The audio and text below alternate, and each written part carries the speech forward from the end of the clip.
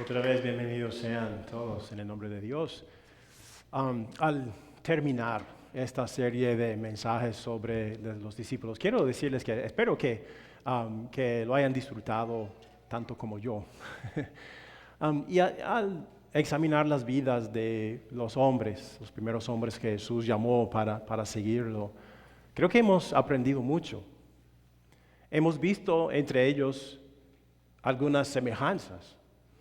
Todos ellos eran personas de clase trabajadora, eran campesinos del norte, de Galilea. Muchos eran pescadores y casi todos eran creyentes judíos que esperaban la llegada del Mesías. Pero también vimos diferencias entre ellos, variedad. Un discípulo que no hemos contemplado todavía es Simón el Celote. ¿Quién ha oído de Simón el Celote? Está en la lista de los apóstoles, pero la única cosa que sabemos sobre él es que su nombre es Simón el Celote. O sea, no se nos dice nada sobre lo que dijo, sobre lo que hizo, pero podemos saber algo sobre él cuando se llama el Celote. Los celotes eran un partido político ferozmente pro-judío y anti-romano que existía en Israel en aquel tiempo. Su único objetivo como partido político era el derrocamiento de los romanos para que Israel pudiera tener de nuevo su soberanía como nación.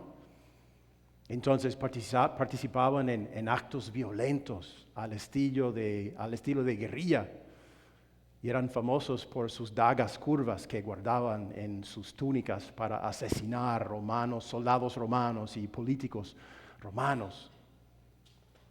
Eso es lo que sabemos sobre Simón.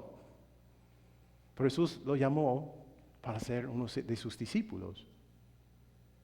El otro Simón, del grupo de los discípulos, es Simón, también conocido como Pedro. Sobre él sabemos mucho. ¿Se acuerdan de quién era su hermano? Ya estudiamos su vida un poco. ¿Cómo se llamaba?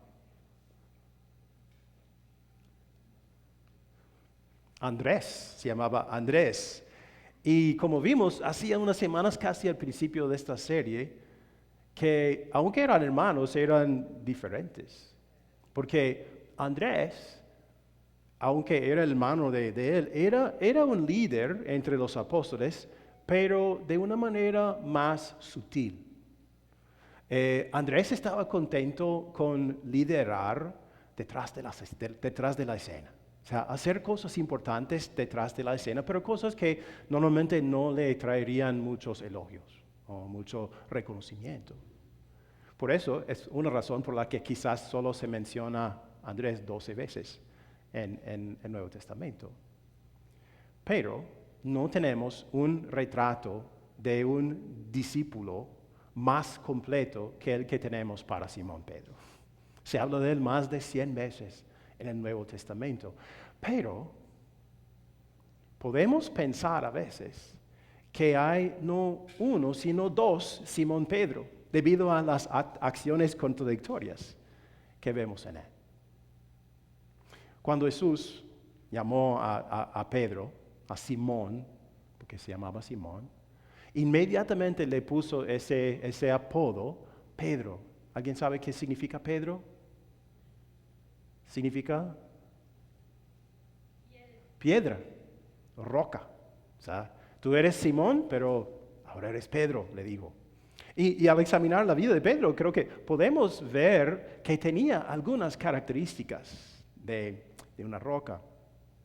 Pero está bastante claro que Jesús le dio ese apodo no para describir cómo era siempre, sino para decirle, es que yo te quiero convertir en la clase de roca que necesito que seas, para que seas una bendición para mi iglesia, para que me glorifiques a mí.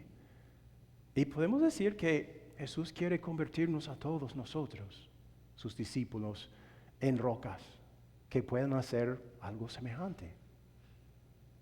Pues en el texto que vamos a meditar hoy, Jesús ha viajado con los discípulos muy al norte, a Galilea. Hay un círculo ahí, a un lugar llamado Cesarea de Filipo. Un poco abajo puede ver el lago de Galilea, donde Jesús caminó sobre el agua. Están a 40 kilómetros al norte del lago de Galilea. Este es territorio donde habitaban realmente gentiles y no judíos. Entonces, esta ciudad se llamaba, ¿puede poner el otro? Okay. Este lugar se llamaba Cesarea de Filipo por dos razones. Porque el rey Herodes Filipe había engrandecido la ciudad. Can you put the next one on? There we go. Había engrandecido la ciudad y vemos un retrato de cómo quizás parecía en aquel tiempo. Put it back the other one. There we go. Okay. Entonces, y él dedicó esta ciudad al César, al emperador romano. Por eso se llama Cesarea de Filipo.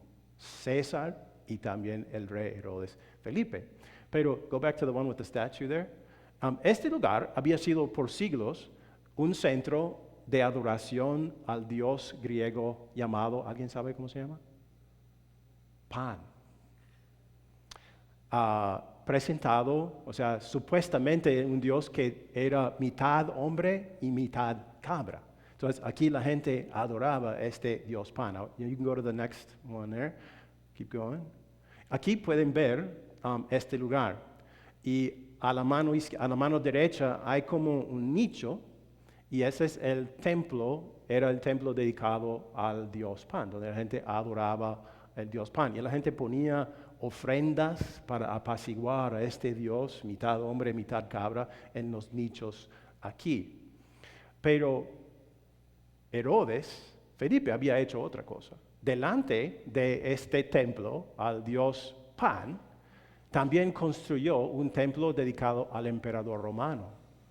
Así que en este lugar, la gente adoraba no solo al dios Pan, sino al mismo emperador romano. Era un centro de esta adoración. You can go to the next one there. Okay, y también a la mano izquierda había una caverna profunda, llena de agua, y le dieron el nombre las puertas del Hades. El Hades en la mitología griega es el inframundo, el lugar de los muertos, donde reinaba el dios Hades. Entonces, sí, esta es la puerta del Hades, donde se entraba al Hades. Entonces, podemos decir que en este lugar tan interesante, Jesús con sus discípulos está y dice esto en Mateo 16. ¿Quién dice la gente que es el Hijo del Hombre? Le respondieron, unos dicen que es Juan el Bautista, otros que Elías y otros que Jeremías o uno de los profetas. La gente de Israel había oído las palabras y visto los milagros de Jesús, pero ¿a qué conclusiones habían llegado? Es lo que quiere saber Jesús. Y las respuestas de los discípulos que estaban al tanto de esto, de lo que decía la gente, indicaban que la gente de Israel consideraba que Jesús era un hombre extraordinario. Quizás Juan el Bautista, uno de los profetas poderosos que resucitado de entre los muertos. Hoy en día la gente discute quién será como el mejor futbolista de todos, ¿verdad? ¿Será Pelé? ¿Será Maradona? ¿Será Messi? ¿Será otro? Me imagino que hay opiniones en este mismo cuarto sobre eso, ¿verdad? Podemos debatir sobre eso, pero si te equivocas, si dices, no, para mí el mejor es fulano, y te equivocas, no hay muchas consecuencias malas, ¿verdad? Pero si te equivocas acerca de Jesús, hay consecuencias. Saber quién es Jesús y creer la verdad sobre Él es sumamente importante, es esencial para nosotros. Y obviamente las respuestas de las personas eran inadecuadas. Jesús no aceptó ninguna de esas respuestas, sino que dijo esto en el versículo 15. Ustedes, ¿quién dicen que soy yo? Tú eres el Cristo, el Hijo del Dios viviente, afirmó Simón Pedro. En un lugar que representaba el miedo, el terror a la muerte que invadía la cultura, los corazones de la gente de ese lugar y sus intentos inútiles de apaciguar los dioses y encontrar la paz. En ese ambiente, Pedro dice la verdad, sólido, como una roca. Dice, hay un solo Dios viviente. Él no es un ídolo muerto, no es mitad cabra, mitad hombre. Es el Dios viviente. Y Él ungió, designó, nombró, envió al Mesías, a Jesús, el Hijo de Dios, para destruir el poder de la muerte y para quitarle a todo ser humano su temor a la muerte. En ese momento Pedro estaba actuando como una roca, ¿verdad? Firme en la verdad. Con sus siguientes palabras, Jesús les recordó a los demás discípulos y a Pedro la única razón por la que podían decir, tú eres el Cristo, el Hijo del Dios viviente. Y tenemos que recordar que esta no era solamente la confesión de Pedro, porque él actuaba como el portavoz de los otros discípulos también. Pero Jesús dijo, dichoso tú, Simón, hijo de Jonás, le dijo Jesús, porque eso no te lo reveló ningún mortal, sino mi Padre que está en el cielo. Yo te digo que tú eres Pedro, y sobre esta piedra edificaré mi iglesia. Y las puertas del reino de la muerte, literalmente las puertas del Hades, que estaban delante de ellos ahí mismo, no prevalecerán contra ella. Te daré las llaves del reino de los cielos. Todo lo que ates en la tierra quedará atado en el cielo. Y todo lo que desates en la tierra quedará desatado en el cielo. Los discípulos de Jesús no obtuvieron un 100% en este examen semestral de Jesús porque eran tan inteligentes o perceptivos. ¿Por qué? Porque el Padre se lo había revelado a ellos. Y Jesús también les dice, ¿qué significaría esto para ellos en el futuro? Él iba a edificar su iglesia. ¿Sobre Pedro? Ojalá que no. Porque aunque Pedro tenía dones naturales de un líder, era un hombre muy imperfecto. ¿Recuerdan la segunda lectura para hoy? Cuando están en la barca, es de noche, Jesús se acerca caminando sobre el agua y eventualmente reconocen que es Jesús. ¿Quién es el primero para decirle, Señor, ordena que yo vaya a ti caminando sobre el agua? ¿Quién es? Pedro, como siempre, el primero en hablar. ¿Okay? Entonces va. Jesús dice, ven. Y durante unos minutos va caminando sobre el agua, firme como una roca. Pero de un momento a otro se convierte en una roca que se hunde al fondo del lago. En ese momento era como la persona que describe Santiago. Dice, pero que pida con fe, sin dudar, porque quien duda es como las olas del mar, agitadas y llevadas de un lado a otro por el viento. Quien es así no piense que va a recibir cosa alguna del Señor. Es indeciso e inconstante en todo lo que hace. Pero ¿qué hizo Jesús? Lo rescató. Y le enseñó que podía confiar en Él, que debía confiar en Él en todo momento. Porque ese era uno de los problemas de Pedro. Confiaba demasiado en ¿quién? En Pedro. Vemos esto un poco más tarde, cuando Jesús, unos meses más tarde, toma parte a los discípulos y les dice, esto es lo que va a pasar. Ustedes ven que vamos para Jerusalén, donde yo seré entregado a los líderes, seré crucificado, muerto, y al tercer día resucitaré. ¿Se acuerdan de lo que hizo Pedro? No le digo, ok, Señor, está bien, si es tu voluntad, así sea. Lo dice, lo tomó aparte y empezó a regañar a Dios. Tú no puedes hacer eso. ¿Cómo puedes ser un Mesías si mueres en vergüenza? Así no puedes. En Marcos 8:33 leemos, pero Jesús se dio la vuelta, miró a sus discípulos y reprendió a Pedro. Aléjate de mí, Satanás, le dijo. Tú no piensas en las cosas de Dios, sino en las de los hombres. Desde, dichoso eres, Simón, hijo de Jonás, aléjate de mí, Satanás. En un lapso de unos meses, ¿habrá dos Pedros Uno que confía en Jesús, otro que confía en sí mismo. Considera lo que dijo Pedro el Jueves Santo. En Marcos 14 leemos, todos ustedes, Jesús dice, me abandonarán, porque está escrito, heriré al pastor y se dispersarán las ovejas. Pero después de que yo resucite, iré delante de ustedes a Galilea. Aunque todos te abandonen, yo no, declaró Pedro. Te aseguro, le contestó Jesús, que hoy, esta misma noche, antes de que el gallo cante por segunda vez, me negarás 3 veces. Aunque tenga que morir contigo, insistió Pedro con vehemencia, jamás te negaré. Y los demás dijeron lo mismo. Obviamente Pedro quiere estar a la altura de su apodo, ¿verdad? Quiere ser una roca. Y ama sinceramente a Jesús, pero no tiene lo que necesita ahora para ser la clase de roca que Jesús necesita que sea. Y sabemos lo que pasó, ¿verdad? ¿Verdad?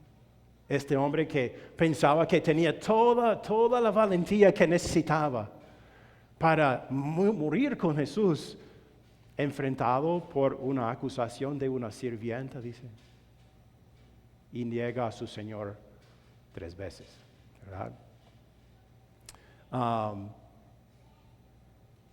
Pedro tuvo muchas experiencias positivas, negativas. Vemos sus victorias y vemos sus fracasos en las Escrituras. Pero lo maravilloso es que por medio de todo esto, el Señor Jesús le enseñó una lección muy importante.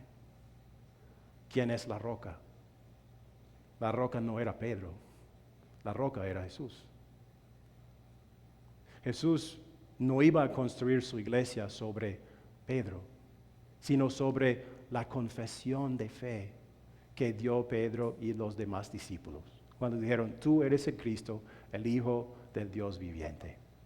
Justo ahí, delante de las llamadas puertas del Hades, Jesús dice, ustedes van a llevar este mensaje al mundo. Un mensaje que quita el temor de la muerte. ¿Y por qué lo hace? Porque está fundamentada no en Pedro, no en Felipe o Andrés o Juan o Santiago o Judas o Mateo, sino en Jesús, el Hijo de Dios, el Mesías y el Salvador de todos. No sé de ustedes, pero a veces me parece que hay 2 Steve Mueller, hay 2 yo. El Steve Mueller que es firme como una roca, con una fe sólida como una roca. Y el Steve Mueller, que es a veces como una bola de algodón mojada.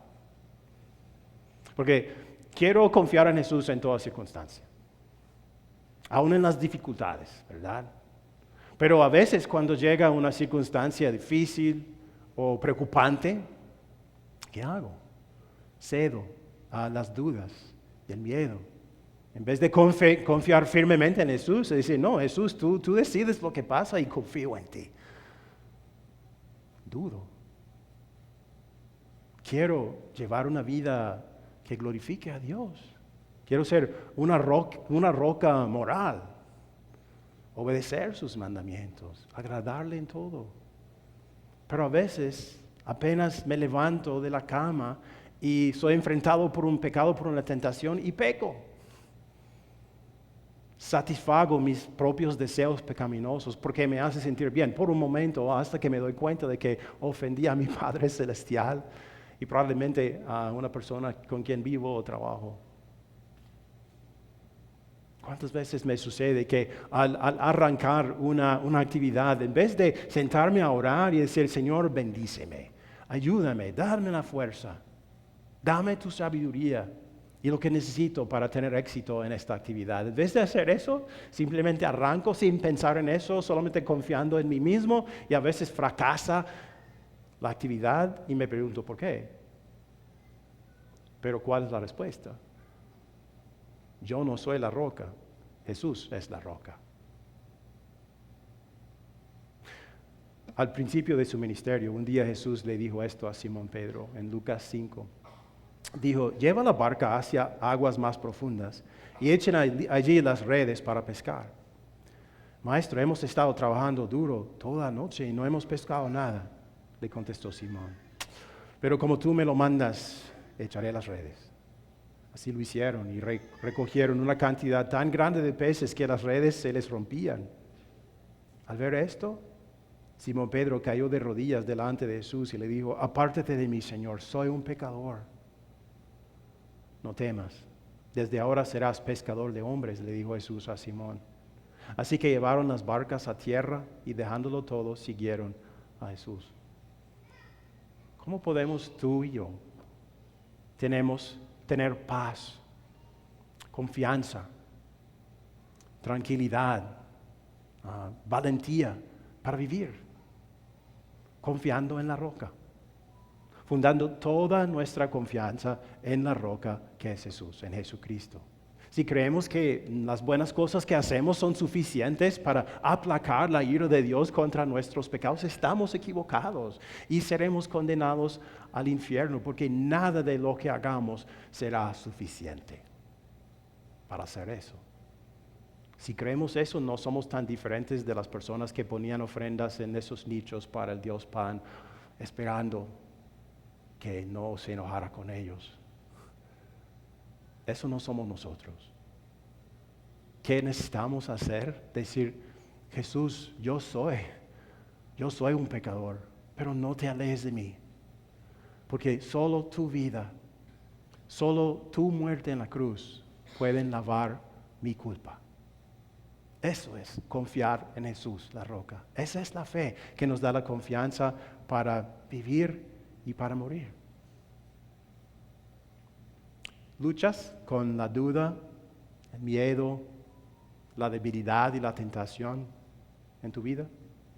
¿Crees que Simón Pedro podría simpatizar contigo? Claro que sí, porque él era un hombre pecador como tú. Pero él aprendió algo, y yo sé que si tú le dijeras a Pedro: estoy luchando con estas cosas, él no te señalaría a ti mismo diciendo: encuentra la fuerza dentro de ti. Ánimo, tú lo puedes hacer, tú puedes vencer todo. ¿Qué haría él? Diría: pon tu fe en él, en la roca. Él me enseñó a poner toda mi fe en él. Tú encontrarás a Jesús en las Sagradas Escrituras, predicadas por los apóstoles, por Pedro y los otros apóstoles.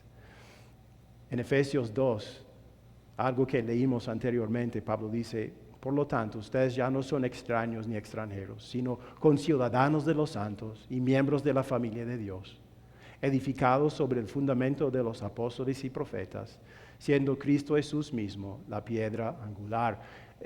¿Quién es el cimiento de la iglesia? Jesús. Él es la piedra angular. Pedro no lo es. Los apóstoles no lo son. Solamente lo que predicaron, lo que Dios inspiró por medio de sus plumas. Las cosas que leemos en nuestras Biblias nos dicen quién es la piedra angular de la iglesia, y eso es Jesús. En Él, en Jesús, no en Pedro. Todo edificio bien armado se va levantando para llegar a ser un templo santo en el Señor. En Él también ustedes son edificados juntamente para ser morada de Dios por su Espíritu. Entonces este pasaje describe a todos los creyentes en Jesús que han vivido en la historia del mundo. Personas unidas en una misma familia por la fe en Jesús. Una familia que perdurará para siempre en amor y paz. Y una familia que nos cambia, porque Jesús nos cambia. Hubo algún momento, estoy seguro, en que un hombre como Simón el Celote hubiera querido matar, que gustosamente habría asesinado a un hombre como Mateo, que era un recaudador de impuestos y trabajaba para los odiados romanos. Pero ahora, por la fe en Jesús, eran compañeros, discípulos, hermanos en la fe. Por la fe en Jesús, Simón el Celote dejó atrás de una vez por todas su daga, porque encontró en Jesús el verdadero Mesías, cuyo reino no es político o terrenal, sino espiritual y eterno. ¿Se acuerdan de Santiago y Juan, los hijos del trueno? Hablamos sobre ellos. ¿Qué aprendieron ellos? ¿Qué frutos de la fe se vieron en sus vidas? Aprendieron que el discípulo de Jesús está llamado no a ser servido, sino a servir, como Jesús nos sirvió. No está llamado a condenar y a vengarse, sino a mostrar misericordia y compasión en el nombre de Jesús.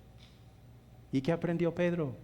Aprendió Pedro que la iglesia no se trataba de Pedro, no se trataba de sus dones de liderazgo, de su valentía, de sus características, sino solamente de Jesús. Él aprendió a ser una roca sólida. Jesús le enseñó eso. El Espíritu Santo lo puso en su corazón. Y es lo que Jesús quiere hacer con cada uno de nosotros también. Porque cada uno de nosotros es una persona amada por Dios, perdonado completamente, un heredero del cielo y por la fe en Jesús, un discípulo de Jesús.